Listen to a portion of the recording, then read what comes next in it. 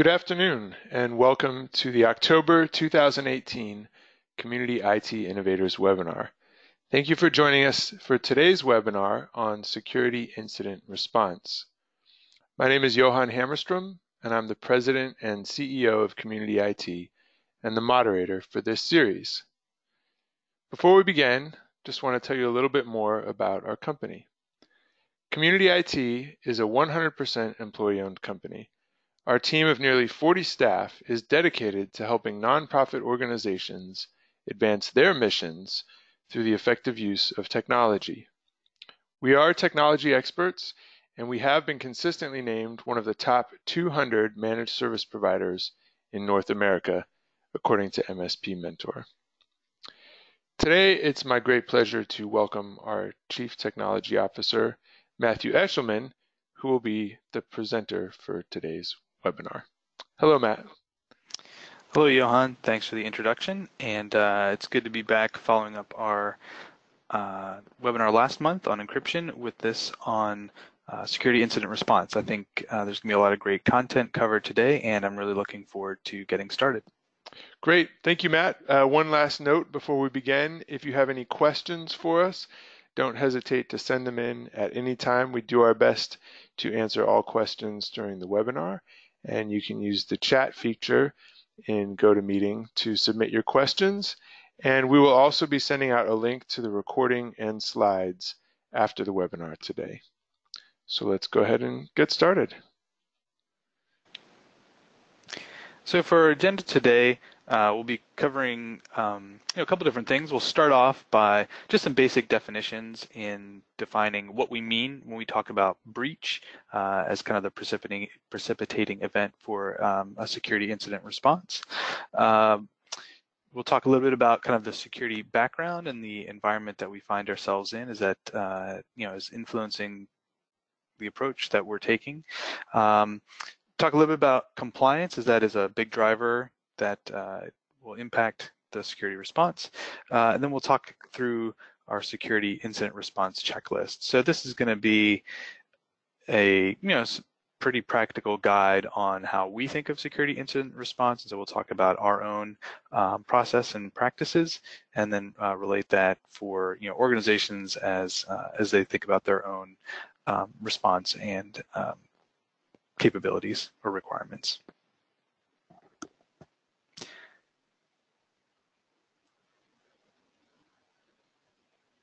Sorry, I was muted.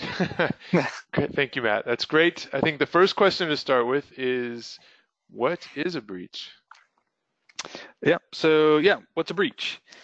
Is it that? No, that's a beach. It's not a breach. So what is a breach? The kind of technical definition that we have here on the screen is from the US CERT team. And so they have a very precise definition around kind of a security incident. So that's the act of violating an explicit or implied security policy, according to the NIST Special Publication 800-61, which is actually linked at the end of our presentation. So that's actually a really helpful background reading document as you think about for your organization how you wanted to start kind of defining or architecting that. So that's a really great background. It's going to be overblown for most organizations. It's really geared towards government agencies, big enterprise. So anyways, that's a great resource. But then of course, that definition relies on the existence of a security policy that, while generally understood, varies among organizations. And again, as with many things, there's great policy templates. They're rather generic, and it's really important to tailor them towards your unique needs as an organization. So when we think about security incidents, and we had, I think, a lot of great feedback as part of the survey on the front end of this webinar, but those are kind of attempts to gain unauthorized access to a system or its data, so your file system, database, whatever. Unwanted disruption or denial of service. So this actually comes up quite prominently in some other areas where a website denial of service attack, kind of some other kind of disruption to kind of accessing the systems that you have, unauthorized usage of a system for storing or processing or storage of data. We don't see it quite as much anymore, but a lot of hacks or attacks in the past would host movie files or some other stuff where an attacker would just kind of use your computer for space, and then making changes to system hardware, firmware, or software without the owner's knowledge, instruction, or consent. So that's kind of like the big official definition that can be used, but we find that it's helpful to kind of focus on these kind of four, kind of top level categories here. And those being unauthorized access. So a more, I don't know, not precise definition, but I think a little bit more accurate or less complex definition is a little bit easier to get your arms around is, a security incident involves unauthorized or unexpected access or use of an organization's IT systems. So that's really, I think a relevant definition for the organizations that we're working with in terms of like a small and mid-sized organizations, where we're really focused on, that unauthorized access, compromised user count, phishing attack, that kind of thing, as a way to define what we're talking about when we are referring to a security incident. So as we mentioned, some of the breach examples that are good kind of use cases to kind of play through your scenarios would be, what happens when we have a compromised user account?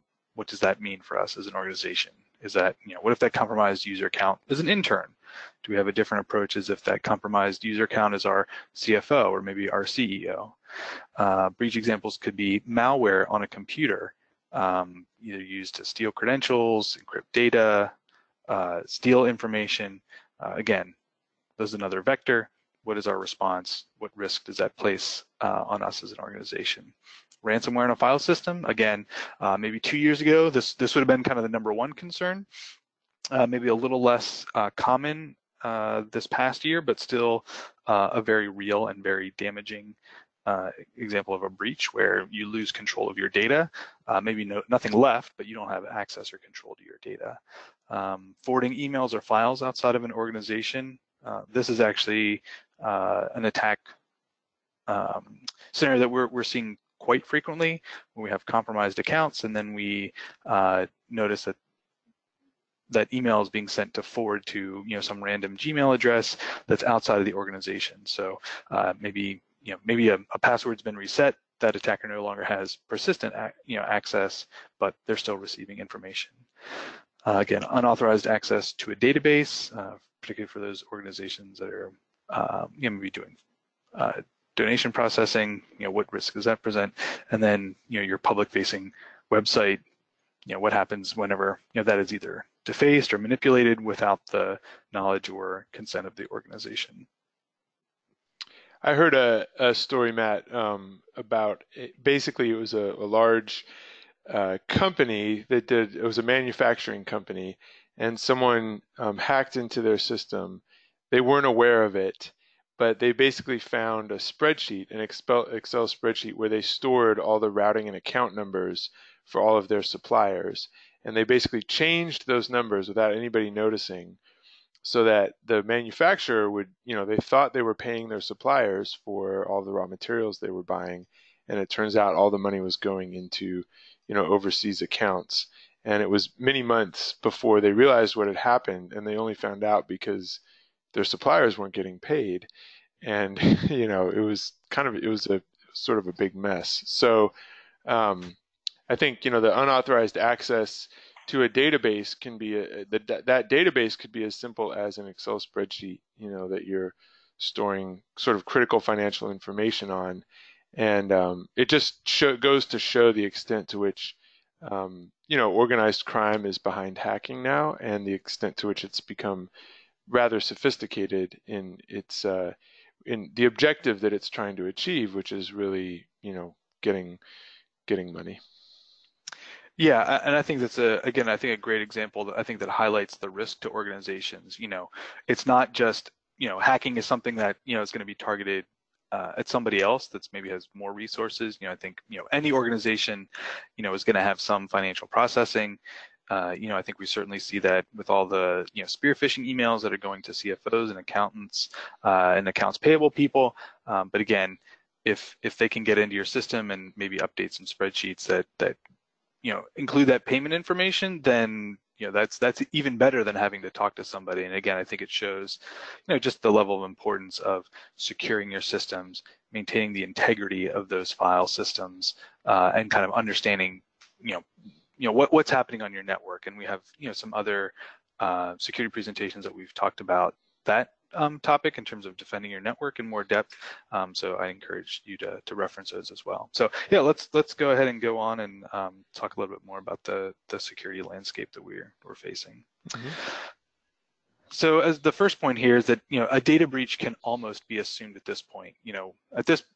For these presentations, we're not even including kind of the laundry list of all the data breaches that have occurred in the last, week, month, year, because it's kind of just so numerous and overwhelming. So the new kind of the mindset of the model is, we kind of need to assume breach. And so with that mindset, how can we better, protect ourselves in this world?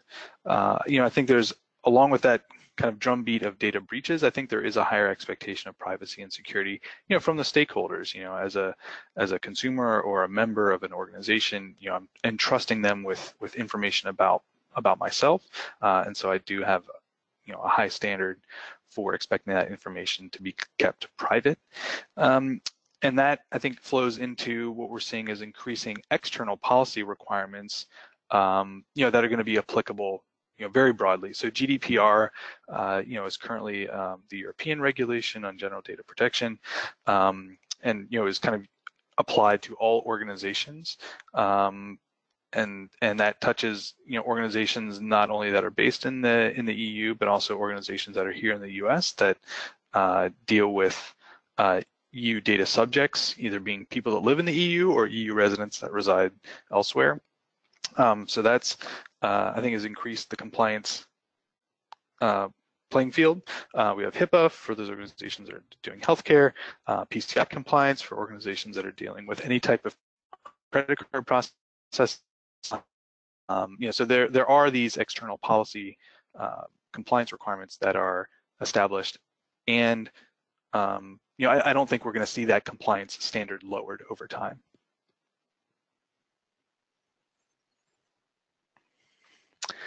The graph here, as we talk about the security landscape, is from the Verizon data breach information report. So this is a report that Verizon does every year. It's actually really fascinating reading from from a big utility company that you may not expect to be able to write, I think, such incisive commentary. But they've been doing this report for, I think, well over 10 years at this point, and they are able to track trends. So this graph represents, I think, the kind of the source of the data breaches that they're being reported on. So we can see that, quote unquote, hacking is still the top or most common threat, but that is, reduced in 2017 along with malware. I think that certainly mirrors our own experience. I think anecdotally this year, of the 4,000 endpoints that we manage, I think we've maybe had 1 or 2 cases of, kind of malware on an endpoint, whereas we've had, multiples of, compromised accounts or kind of other things that would be kind of fall into this hacking category, spear phishing, which would be represented in the social category, which we see there from the purple line. So the prevalence of social-based attacks that rely not on, maybe sophisticated creation of malware or some other kind of special technique, but maybe are more coercion or trickery to get access into systems. That's really becoming, I think, more prevalent because it's probably easier to do. It costs less. It's less complicated than trying to write some malware. Whenever you can just kind of trick somebody into giving up their username and password. And I think that's bared out in the next slides that kind of highlight the top 20 action varieties and breaches. So again, the number one category is that use of stolen credentials. The second one, that RAM scraper. I mean, that's essentially just malware that is stealing data contents out of RAM. So that's the second most prevalent case. And then we have phishing up here as the number 3. And again, for anybody who's been on the receiving end, yes. It's a huge threat. It's a big problem, and it's really very hard to defend against technically, but that's where I think user training comes in. That's another a conversation for another day. But I think simply to say here that stolen credentials, malware, social attacks, these are really the avenues that attackers are using to get in to an organization. Matt, we had a question about if you could just provide a definition of phishing and then also spear phishing. Sure. So phishing is whenever you receive an email that appears to be legitimate, but is in fact, kind of masking the identity of the original sender in order to get you to kind of take some action. Click on a link, open up an attachment. So that's kind of a general category whenever you receive a message that, kind of at first glance maybe appears legitimate, but then whenever you take a closer look, isn't from who it says it's supposed to be. The link you think that is being displayed is not the link that you're actually going to. So those are kind of all hallmarks of what's considered a phishing email. Spear phishing kind of takes that to the next level and kind of combines what is a rather generic approach with phishing into specific knowledge about the person that's receiving the message. So spear phishing attacks may kind of play two people off of an organization to each other. So you may have a specifically crafted message that appears to be coming from the executive director of the organization and then directed towards the accountant at the organization. And I think this kind of goes to show the financial incentive and motivation that these adversaries have. And they're doing research. It's not just some anonymous system that's doing this. These are real people sitting behind real computers doing this work. And so they're going to your website. They see your your executive director is Sue. They see the CFO is Mary, and they're creating these identities to try to trick the person into making some kind of a decision, usually around a financial transaction. Yep, great, thank you.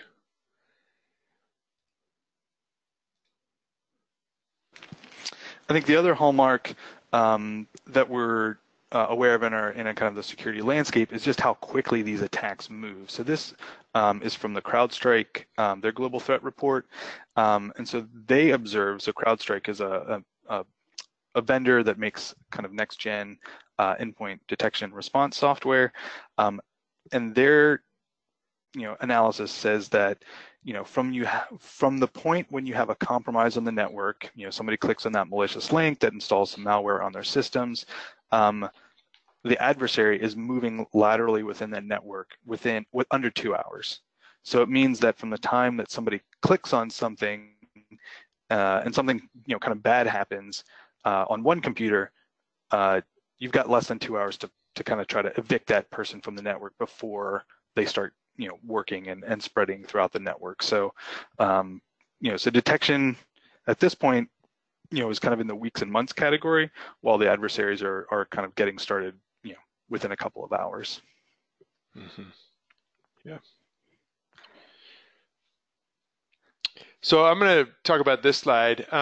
This is what I'm calling the security focus cycle, and this webinar, the title is Incident Response, and we'll get to sort of our checklist of things that are important to do when you're faced with a security incident.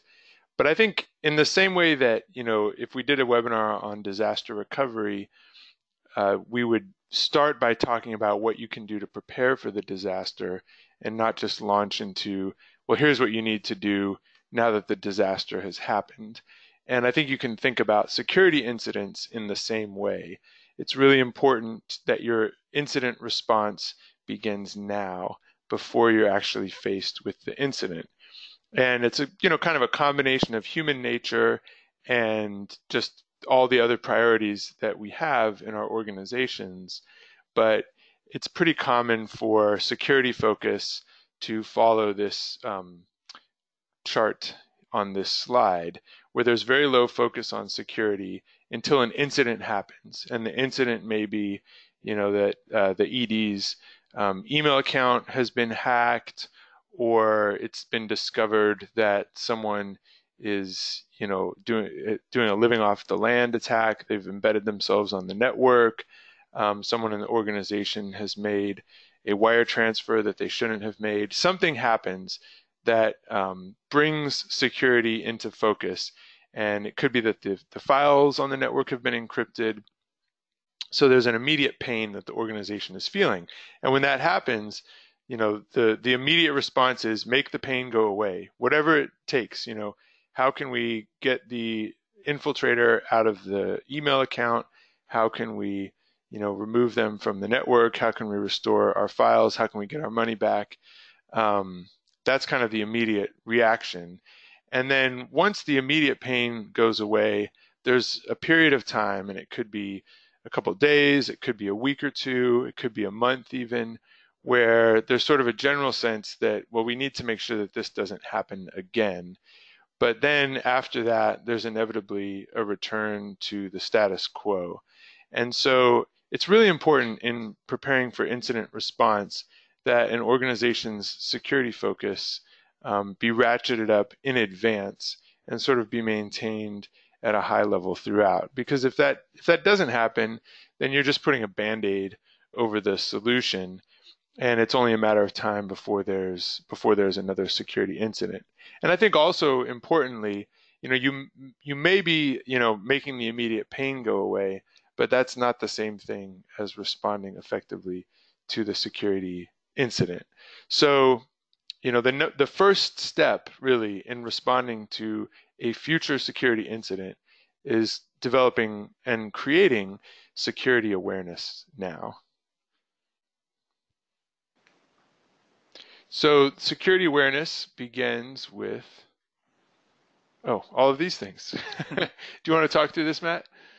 Yeah, so for those of you that have attended these webinars before, this may be a familiar graphic.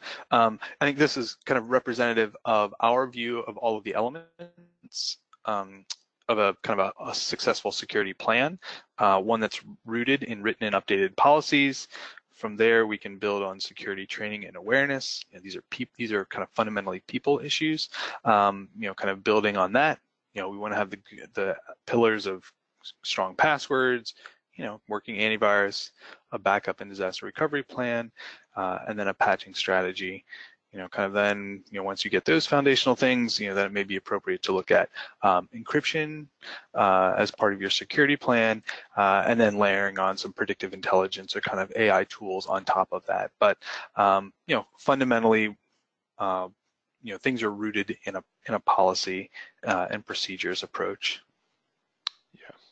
So the security readiness really sort of gets built by starting with the policy and then using that to create training for staff and for the organization as a whole, and then putting the tools in place to prevent or predict or detect security incidents as they're happening. But particularly, as we've seen the nature of security incidents become more and more credential based, where someone's credentials have been stolen, and that the hacker is basically logging in to their email account without their permission, there's no sort of flag other than funny things starting to happen. And so I think many of the security breaches that we've dealt with over the past year were not detected by some fancy tool. They were detected by an alert staff person who noticed something strange going on with their email or with one of their coworkers' email accounts. And so that's why training is so important and really comes out of policy. And if you have those building blocks in place, then you can add on more advanced things like encryption and artificial intelligence. Mm-hmm. Great. So, as has been mentioned, this, kind of the main thrust of this presentation is really on creating that policy. So let's go ahead and talk about why do we need an incident response policy. We've been talking policy. However, it's very critical because it provides for a systematic response so that the appropriate actions are taken. Incident response is a really stressful and chaotic time and process in an organization, I mean, it feels really threatening, because something has been kind of taken from the organization, and there's a lot of stress to kind of get it resolved and quickly. So it's very important that you have a well-articulated plan in place so that you understand the actions that need to be taken, and you're not trying to figure this all out, kind of in the moment.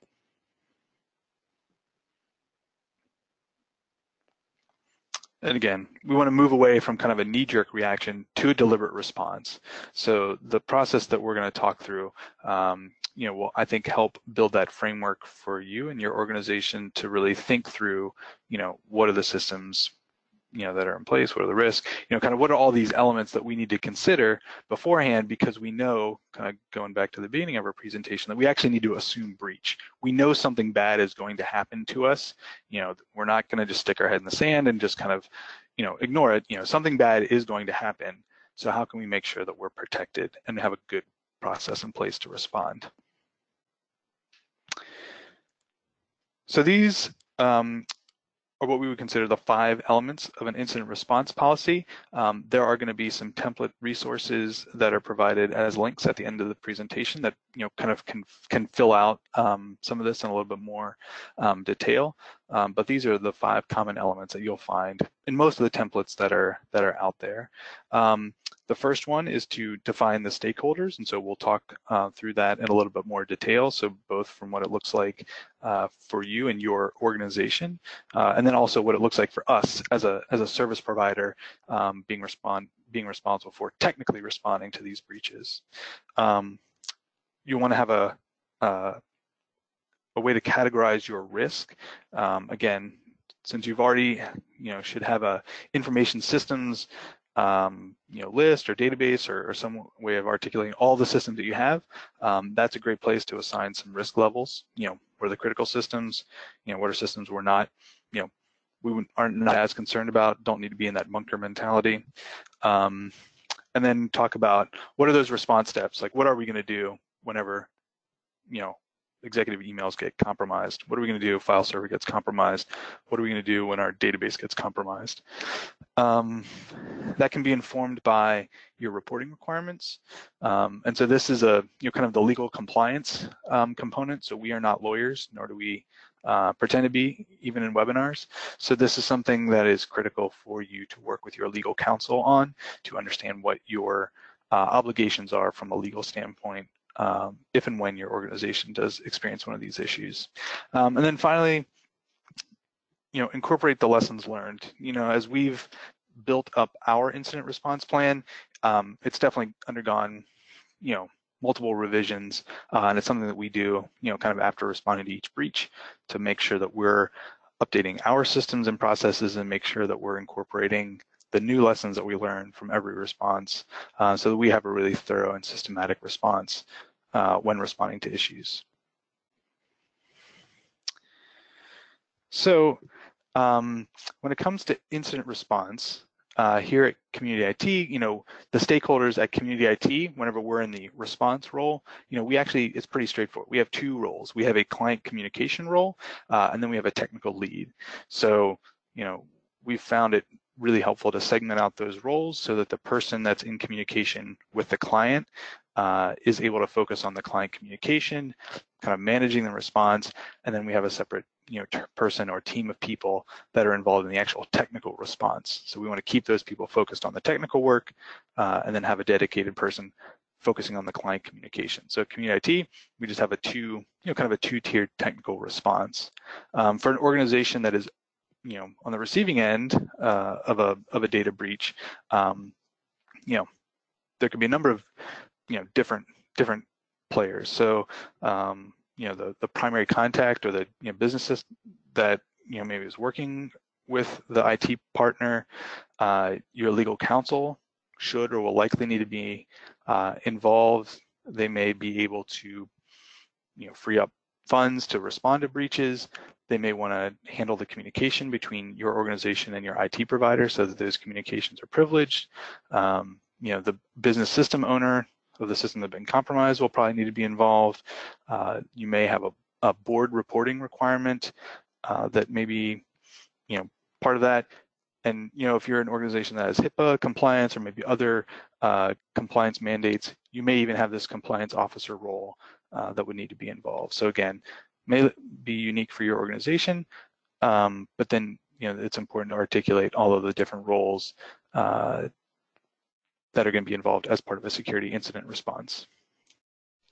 Yeah, it's impossible to stress the importance of this too much because, like you said, Matt, in the midst of an incident, if you don't have clearly defined roles, it's easy for either A, people to step on each other's toes, or B, things fall through the cracks. So, for example, if an organization's fundraising database has been compromised, you probably want to have someone who's, assessing the level of compromise, restoring services if they've been taken down, and restoring data if it's been corrupted in any way. So that would be one role. But then you also need to communicate that to your donors, to your financial stakeholders in the organization, for the organization, who's going to be responsible for that and what message will go out. That's another thing. If credit card information was included in the breach, then there's some PCI compliance issues to worry about. Who's going to, take ownership of that? So there's, with any given system, you could imagine there's a different set of key stakeholders, and it's good to know in advance who those are and to sort of have that conversation. All right. Mm-hmm.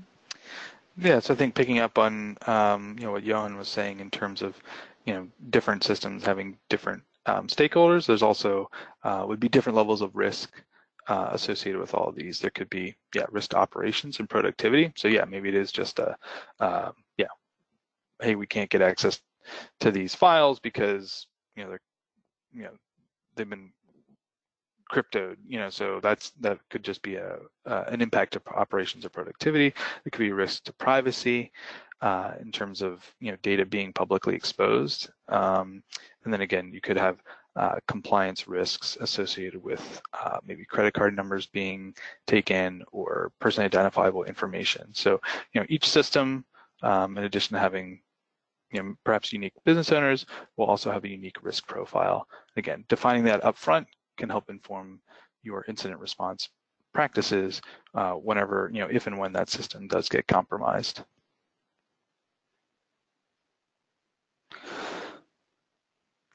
So at Community IT, once we've been either made aware of a security issue from the client's perspective, or perhaps through some of our own monitoring tools, our very first step is to notify the client. So we want to make an organization aware that they have a security incident on their hands, and so that's I think partly just to kind of start the conversation, but then also for the organization themselves to kind of start their incident response plan. Again, may involve bringing in legal counsel to handle communication so that we keep things privileged. That would be the first step, is just to notify. Once we do the notification, we're already working on remediation. Because the breakout time is so quick, we are really incented to try to stop an infection or breach from spreading. So once an attacker gets a toehold in the network, then they can start to move laterally, and so it's very critical that we stop that immediate infection or incursion in the network as soon as possible, so that no further damage is caused. Once we feel like we've stopped the infection, then our incursion will go ahead and start remediation. And after we do the remediation process, then we really want to understand the infection vector. So there's kind of new and evolving techniques that we encounter kind of every day and every week in terms of how these breaches occur. And so we want to understand kind of what system failed, and is it something that we were kind of aware of, and didn't close the door, like perhaps a user account got compromised because they were reusing passwords and they didn't have multi-factor authentication enabled. That's kind of one scenario, or maybe it's maybe something more sophisticated in terms of a vulnerability on a web application or some other public resource that was compromised. So we really want to understand how that incursion occurred so that we can remediate that as well. And then finally, and I think this is something that we've, I think become more aware of, is that we need to exhaustively investigate related systems and accounts. As Johan mentioned earlier, sometimes these breaches are hard to identify and they're not very apparent. A compromised user account may not be apparent right away. And so once we do identify, in the case of a compromised user account, we then also want to take a look, a lot more broadly to make sure that there's no other compromised accounts and we're not just putting out one fire, but instead we're taking a look back, because again, as part of our lessons learned, what we found is that whenever there is one compromised user account, there are often others and others that people aren't aware of. So we've been really, I think, intentional around remediating not only the kind of initial or known account that was compromised, but also really digging into the network to make sure that there aren't other accounts that have been compromised, or other systems that have been infected with viruses that are just kind of like laying dormant and maybe not immediately apparent that that there's a risk. So so the incident response kind of has this loop. Okay, so once we've put out the initial fire, we've stopped the immediate pain. We also want to be really thorough to make sure that there's nothing that's been left behind, and we are doing everything we can to kind of completely remediate the network and evict whatever adversary had gotten in. And I think it's important to note, Matt, that if obviously these steps, the response itself involves quite a bit of communication. And if the communication system itself has been compromised, then we don't use that system. So if we have reason to believe that a client's email has been compromised, we don't email them that they've been compromised. We call them on the phone and let them know. So it's important as much as possible to refrain from using the compromised systems until they've been secured. Yes, I think that's a good thing to highlight. So as part of that response, it's usually it would typically be over the phone, via kind of pre-established direct call numbers to the primary contacts, that are kind of in that communication role. Yeah. Great. We have a few questions coming in, Matt, but I'm gonna save them for now. We'll have time for some Q&A at the end. Great. So I think once there's been an assessment of kind of what has been attacked or which system has been compromised, then there is this question of reporting.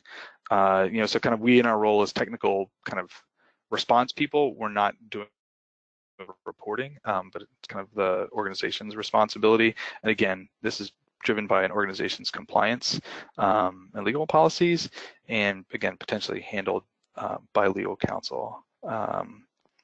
So I think, Johan, I think you had some insights into this area in terms of, reporting and kind of what organizations should be aware of in terms of, timeliness or completeness. Yeah, those are generally driven by the compliance requirements that the organization might be under. So I think it's important to be aware of that early on. For example, HIPAA, personal health information is protected by HIPAA compliance requirements. And in the event of a suspected breach, the what's known as the business associate is required to notify the organization within 24 hours, and then they in turn have some timelines involved in assessing the breach and then making a report to DHS. So it's important to be aware not only what your organization's requirements are in terms of reporting to other authorities, but also what your partners' requirements are in terms of reporting to you. And they need to be aware that they themselves have some, they need to comply, with the regulation in terms of reporting timelines. And related to that, actually, this is a good time to mention one of the questions that came in. It was a comment actually that you also want to contact your insurance company. In many cases, you'll need to file a claim due to exposure of credit card information. So it's understand what your insurance company requires, understand what the level of your cyber security insurance might be, and make sure that you're complying with their requirements as well.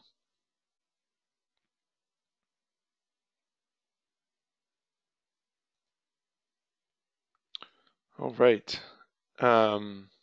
So how can you incorporate the lessons learned? Failure is a part of life.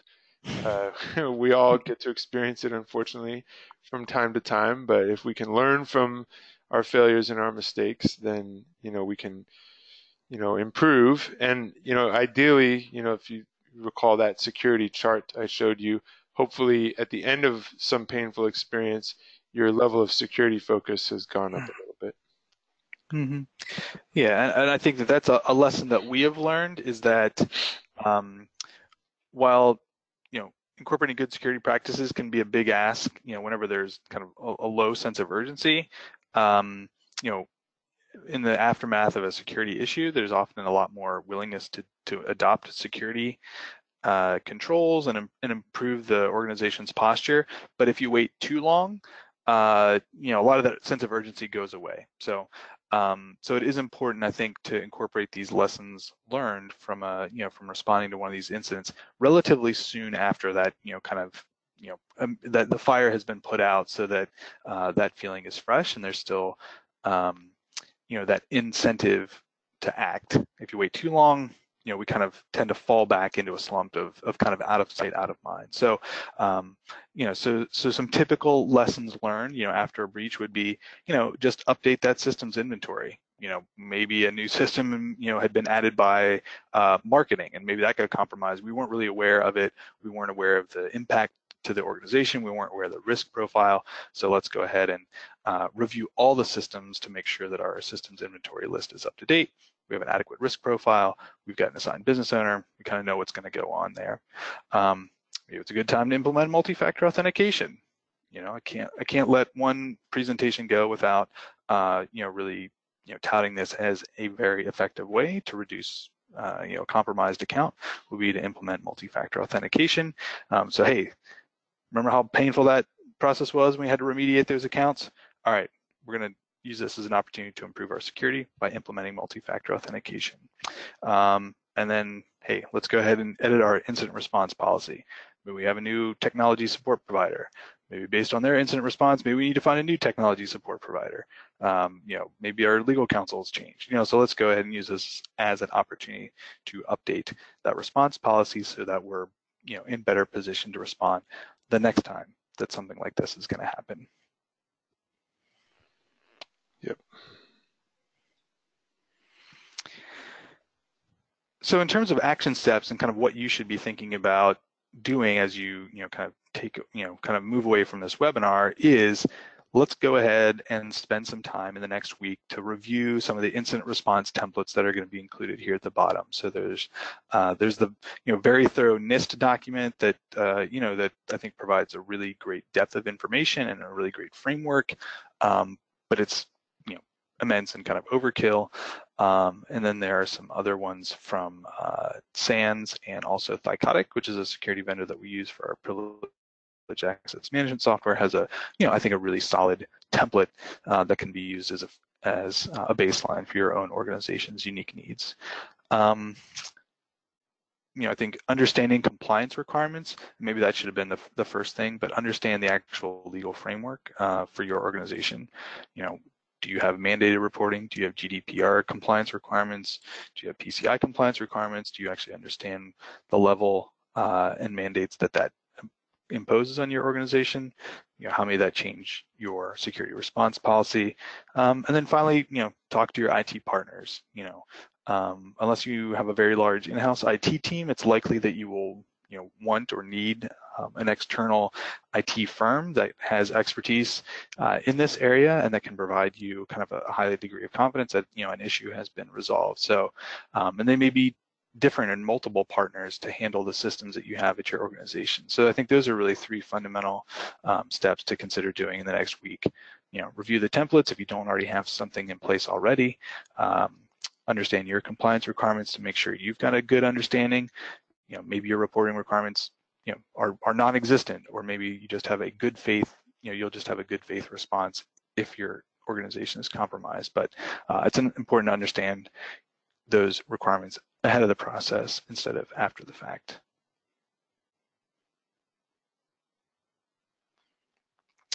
So again, here are the links, and as Johan mentioned, both the slides and the recordings will be made available to all registered attendees and will be up on our website, so you can come back to these resources if you don't have time to jot these down now. And if there's any additional questions, I think we can go ahead and take them at this time. Is that right, Johan? Yeah, we have some great questions. We want to take some time to get to those. And yes, as Matt said, we will be posting the recording of this webinar as well as the slides on our YouTube and SlideShare accounts, our YouTube channel and our SlideShare accounts. And we will be posting links to both of those on our website, and we'll include links to these resources on our website as well. So all of that will be emailed out to you after the webinar, but you can also go to communityit.com and navigate to the webinar page, and all of that information will be there as well.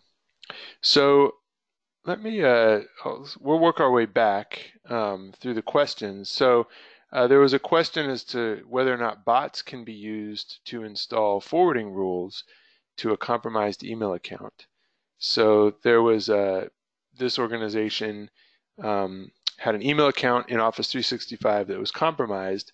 The password was changed almost immediately, but then they didn't discover until several months later that a forwarding rule had been set up. I presume that forwarded all of the email this account received to to an adversary's account.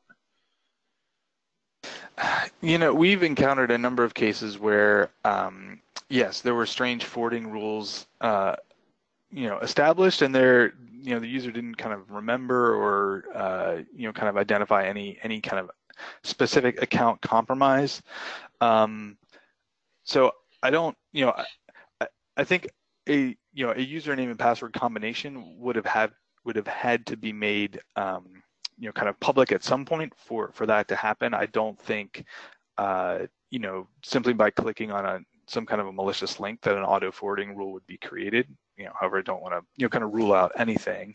I will say that now in Office 365, and this is maybe in Gmail as well, but I know especially in Office 365, depending on your version, there are now some automated alert templates that actually address this specific scenario. I think because it's been such a problem, so you can configure an alert to a specified administrator IT address if a new forwarding rule is created. And so you can get notified, because the real challenge is, like you have a compromised account, a forwarding rule is created, you don't really notice anything because there's no bounces, it's just all your emails going out the door.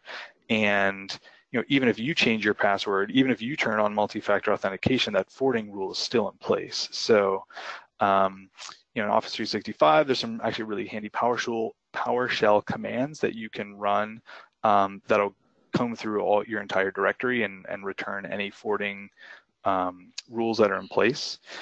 So that's helpful. That's actually part of our response template, response process. So yeah, I mean, it's I think those are particularly tricky to kind of nail down and figure out, because nothing appears wrong, other than other than maybe a bounce message every once in a while. Mm-hmm.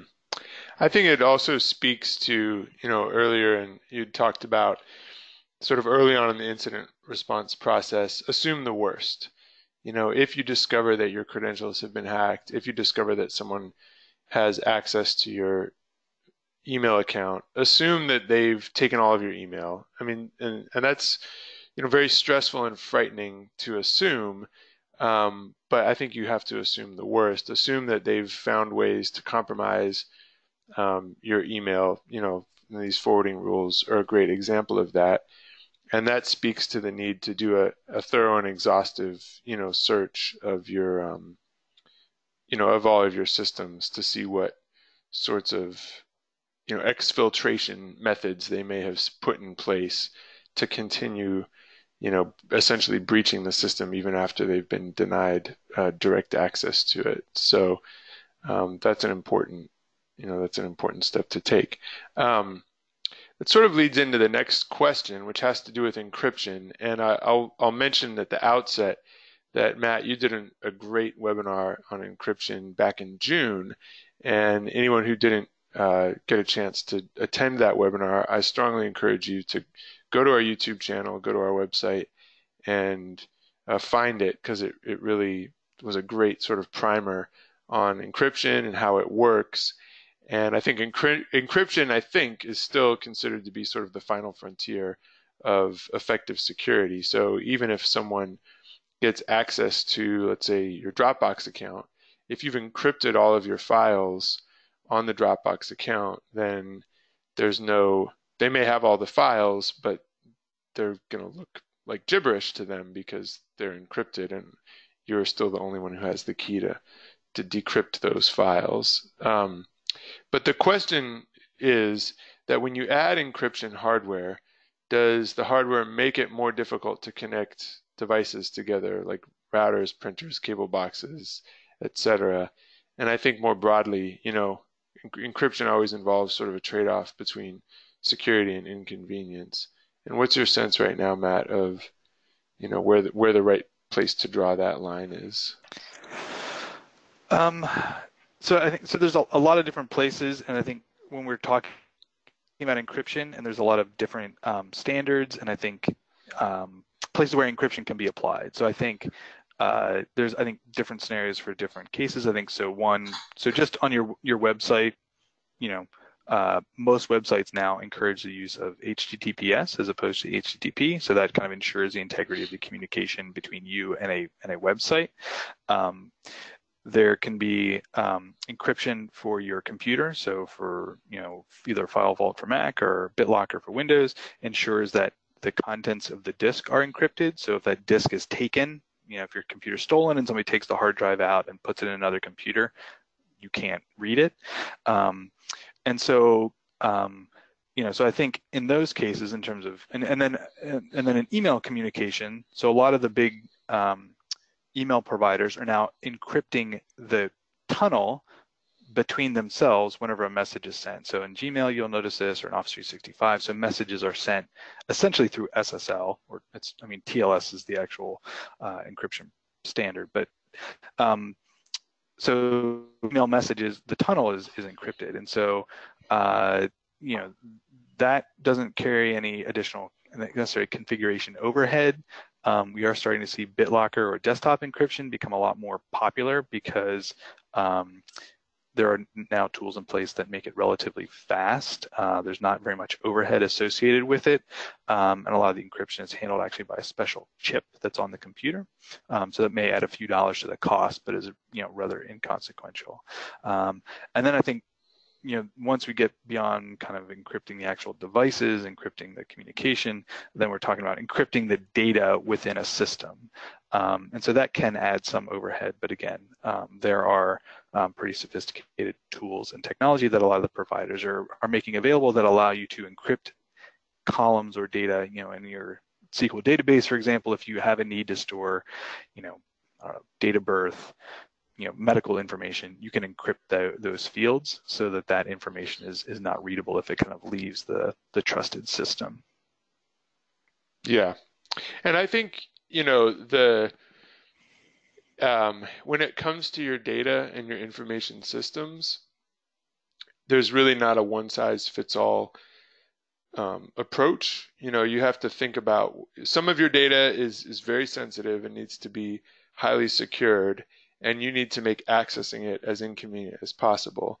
But other data and systems may not require that level of access. So just like in your house, you might put your coin collection, and your checkbook in a fire safe, in your house.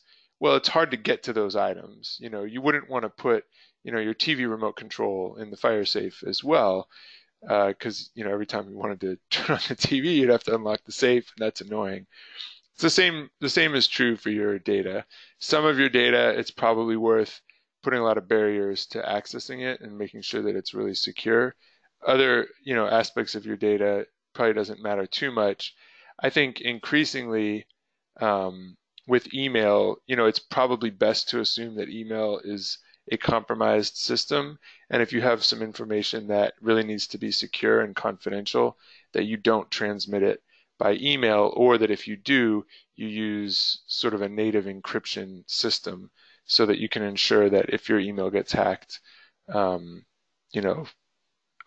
they're seeing is encrypted emails, and if they don't have the key to decrypt the email, it's not going to do them any good. All right, so one last question, Matt. We talked, then this kind of goes back to the stakeholders concept. You as part of your incident response plan and policy, you want to kind of identify in advance the different stakeholders that you might have. And we sort of brainstormed a fairly long and extensive list of stakeholders, but some organizations, and the question is for smaller nonprofits who don't necessarily, the list of stakeholders that we mentioned might be the whole organization or even larger than the number of staff in the organization.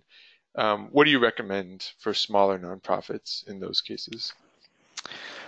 Yeah, I mean, I think this is, these are kind of organizational policies that need to come from the top. So, ideally, in a small organization, the executive director is aware of and involved in making these decisions, so that they're not surprised. I mean, they're going to be kind of ultimately accountable. So, even in a small organization of just a few people, this is not something that, just the admin, assistant works with the IT provider to do. This is something that the executive director needs to be responsible for developing. In organizations that have, a little bit larger executive teams, this, that's where this would naturally fall, would be at kind of an executive team level with an operations person and a finance, or, or a finance person, as being actively involved in the creation and development of these policies. So again, yeah, the person handling the communication, the business owner, and the person, handling, interacting with legal counsel may all be the same person, and that's fine. But it is important to actually define those roles and kind of who's going to fill them, even if it's just the same person. Mm-hmm. Yeah, I mean, yes, that's exactly right. And, I think it's the multiple hats issue that a lot of small nonprofits face, where, a small number of staff people have to wear multiple hats. And I can envision a situation where, maybe the executive director is taking the lead on constituent outreach and PR, and the CFO or the director of operations is taking the lead on compliance and contacting the insurance company, contacting the bank, if necessary, sort of delegating the responsibilities in that way. I do think that, it's probably important to emphasize that when there is an incident, especially in a small organization, it sort of becomes an all hands event, because of the rapid response, required to deal with it effectively. It sort of needs to become something that everyone is involved with on some level. Mm-hmm. Great.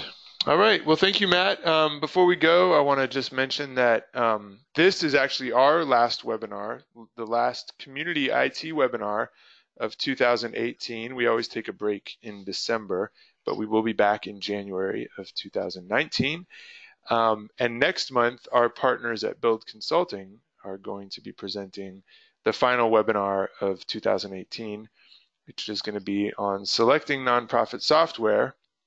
Spoiler alert, the technology comes last. So you want to join Build Consulting for an Ask the Experts panel discussion next month.